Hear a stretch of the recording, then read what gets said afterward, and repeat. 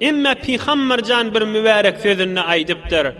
Ey darganak zamanna ýaşap duran imanly dogan, aýtýan menen eşitýän hemmämiz içinde. Qala sallallahu aleyhi ve sellem: inne beyne yedeyi saati fitenen ke qita'il leylil muzlim yusbihur raculu fiha mu'minen ve yumsi kafira. Hadisun sahih. Rasulullah sallallahu aleyhi ve sellem aýdypdyr. Kıyamatdan öwünçe bir fitneli boljak, bolagoýçylykly boljak diýipdir. Kıyamatdan öňçe fitneli boljak. Bir guruh döremeli Hudaý Taala at takmaly. Bir guruh döremeli Rasulullah at takmaly. Bir guruhly dörep Ewliyaullah Allah Taala'nın dostlaryna at takmaly. Bir guruh döremeli dine at takmaly. Bir guruhla Kur'an-ı Kerim'e at takmaly. Sowatly, sowatsız, dürlü fitneli boljak. Ke qita'il leylil muzlim, ay tutulanna giyeceğin içinde kapkaranqı bolýa, şo giyeceğin bölekleri ýanyk ol fitneli weýran karanqylyklar getirjek diýipdir. Aýny hoş zaman.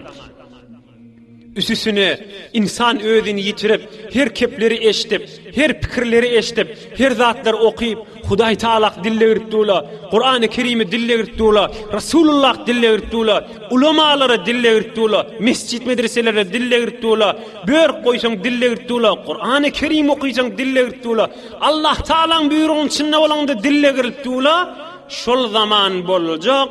Yusbihur raculu fiha mu'minen ve yumsi kafira. La havle ve la kuvvete illa billahil aliyyil azim. Inna lillahi ve inna ileyhi raciun. Şu fitnenin içinde bir tufar adamlı olur, akşam yatanını müminlerle, erti turanını kafir olup turacaklı diyordur. Bir tufar adamlı, erti bilen musulman, akşam yatanlarını orsiyanak, kamil kalplarını iman galmani, düpten imandan boş olup kafir yatsağın üstünde yatacaklıdır. Allah Taala dille girip, Kur'an-ı Kerim'i dille girip, Peygamberjanı dille girip, üsüsüne fitnele, bir bolagoýçylykla, karanqylykla olup, gündüz musulman, akşam kafir olup yatýar. Akşam musulman, erti turanly kafir olup yatýar. Şu zaman öwde bar diýipdir.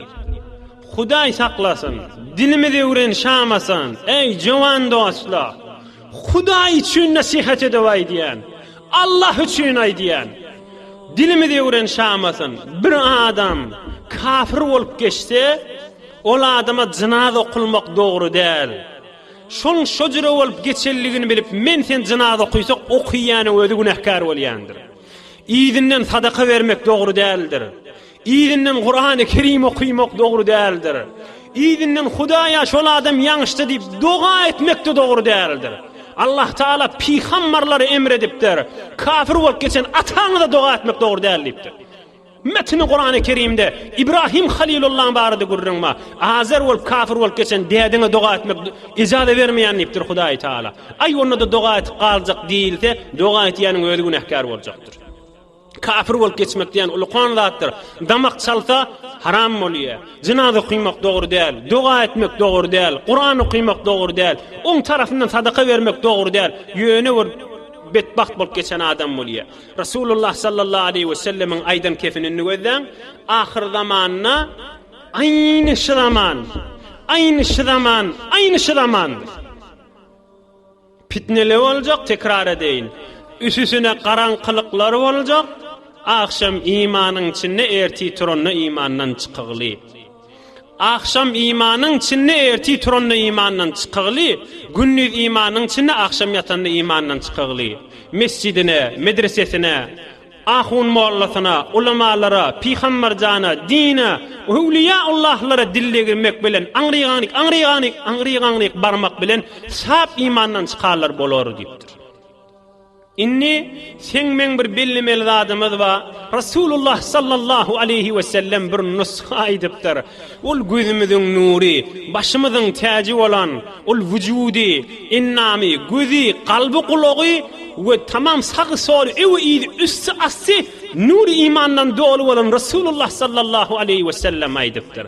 Men qala iza asbaha raditu billahi ta'ala rabban ve bil islami dinen ve bi seyyidina Muhammed sallallahu aleyhi ve sellem nebiyyen ve rasulen ana za'im لآخذن بيده حتى أدخله الجنة رواه الطبراني بسند حسن.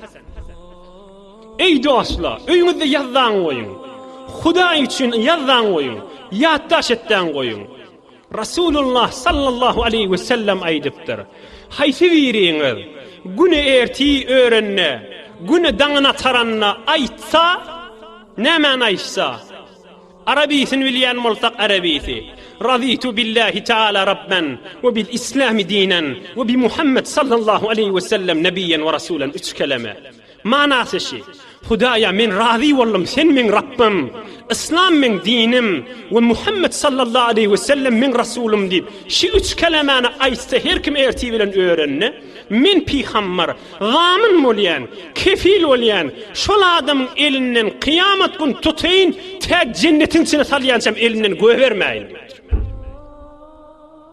Men qala iza asbaha raditu billahi ta'ala rabban ve bil islami dinen ve bi seyyidina Muhammed sallallahu aleyhi ve sellem nebiyyen ve rasulen ana za'im la'akhuzanne biyedih hatta udkhilehu el cennet. Senedim mar rivayet bolupdur. Resulullah sallallahu aleyhi ve sellem mübarek ağzından çıkaran kefi. Her kim güne erti öğrenne dan menen aysa, men razı oldum, men Rabbim Allah candır. Yani imanını təzelep duran adam bolyaby. Näme deyip fitne zaman, dargınık zaman, ey dost ikimiz aýdy eýlimini. Biz aýdyk gedeyli, ey ayallyk Allah. Biz aýdyk gedeyliňmini. Men manasy şey, men razı oldum Allah Taala Rabbimdigine ve dinim İslamdigine ve Muhammed Resulullah men peygamberimdigine razı oldum diýse güne ertine men peygamber zamin men kefillipdir şoňa. Şol adamyň elinden tutayın la'akhuzanna biyedihi hatta udkhilehu el cennet. Şoň elinden tutayın ta cennete salyansam elinden göwermeýin diýdi. Mundan aňarda näme boşluk bolmaz. Mundan aňarda imanly adam ýerden derece gözlemeli. Ey imanly dogollum, mundan aňarda ýerde hoşluk gözlemeli. İmanymyza gaýym bolaýdyň, dinimizde gaýym bolaýdyň. Din nidigi ýa-ni deslapda 3-4 gözek aýtdyk. Din nidigi yani sen men gaýym durmagymyz bilen Allah Taalaň halalyny halal bilip, haramyny haram bilip gaýym durmagymyz bilen Hudaý Taala bilen irtibatda bollugymyz. Yani dünyamyz we ahiretimiz abad bollugy. Dünya we ahiretde hoş ýaşamagymyz. Dünya ve ahirette saadete yetmegimizdir. Tuqafil der endi şeyi sudu mal ki sermayeyi umr şut payemal. Dünyanın iyidinne, alıverdi bereverin iyidinne, alıverdi berever, alıverdi berever. Tuqafil der endi şeyi sudu mal ki sermayeyi umr şut payemal. Ay manim, ay manim, ay manim, ay manim. Ümrün geçip baraya deyiptir. Tuqafil der endişeye sudu mal ki sermayeyi umr şut payemal ömrün geçip baraya deyiptir. Resulullah'ın mehabbetini tap, koşurundan tutayın deyiptir. Elinden tutayın, gövermeyin deyiptir. Şuma hal fırsattir ey dostlar, ey cavan dostlar, ey imanlı doğallar, ey mümin o Müslüman ayallı doğallar.